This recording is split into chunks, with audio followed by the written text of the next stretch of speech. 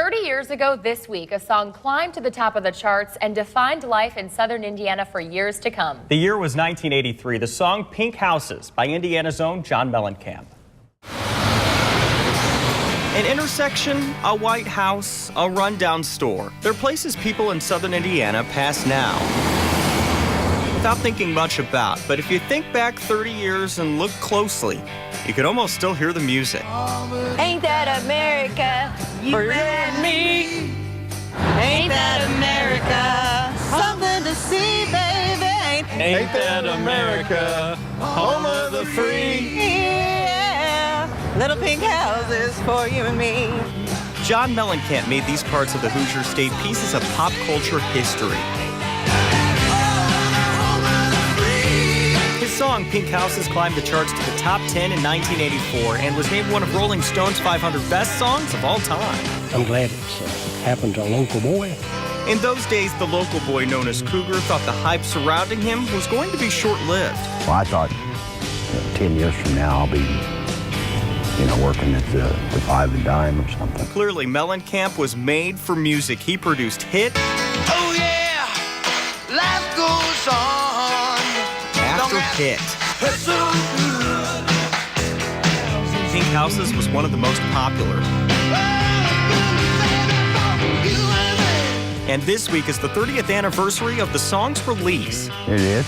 The man himself may not know it, but his fans certainly do. The video shaped the lives of teenagers 10 years before the Aegon Center dominated the Louisville skyline and when Reagan was in the White House. I probably have the cassette at home. More importantly, it put the towns of Seymour, Uniontown, Little York, and mainly Austin on the map. There were certain things that we wanted to happen in that video. And for whatever reason, Austin, Indiana had all of the necessary ingredients. We revisited the spots and people the video made famous back in the 80s. There was, a lot of cars up and down the road, traffic stopped, and gawking to see what was going on. Evelyn Hensley owned the store that once stood here where Mellencamp and local Harvey Gooden rocked out in the video. The store's long gone, Gooden just passed away, but Hensley still lives next to where the store used to be.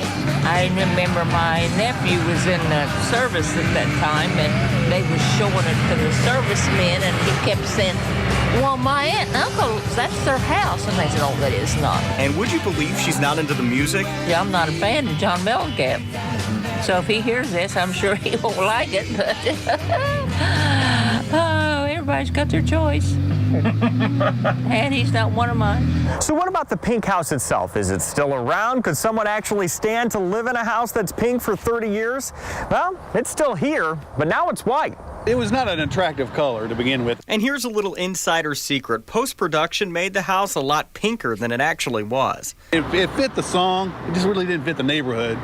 The woman who lives inside didn't want the publicity, so she wouldn't leave the house during the music video shoot. She had no interest in our cameras either. She was really quiet, reserved lady, and we all knew her, but she didn't do a lot of talking. She may not realize it, and it may seem crazy now, but the song was so popular that others actually wanted a pink house.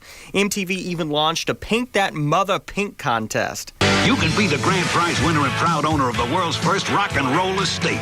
The estate in Bloomington, MTV got a pretty good deal, but it turns out it was right across the street from a toxic waste dump. I give you the deeds and the keys, and then we paint the mother pink. Mellencamp ended up buying a different pink house, but the person who won it didn't even live in Indiana and ended up selling it a short time later. While a lot of what made the video unmistakably Indiana is gone, there are a lot of parts that remain the same. The buffalo from Morgan's Farm are still kicking. Jackson Heights Trailer Park looks a little less patriotic, but still exists. And then, of course, there's the love for Mellencamp's music. That's something that may never change. Decades later, he remains one of the most notable Hoosiers of all time, still drawing a crowd that can't wait to belt out that favorite John Mellencamp tune. Ain't that America? Something to see, baby. That's all you're getting. We're not. Gorgeous. That was gorgeous. Pink Houses is still pretty popular to this day. It's been featured on Glee, and several presidential candidates have used it during their campaign stops as well.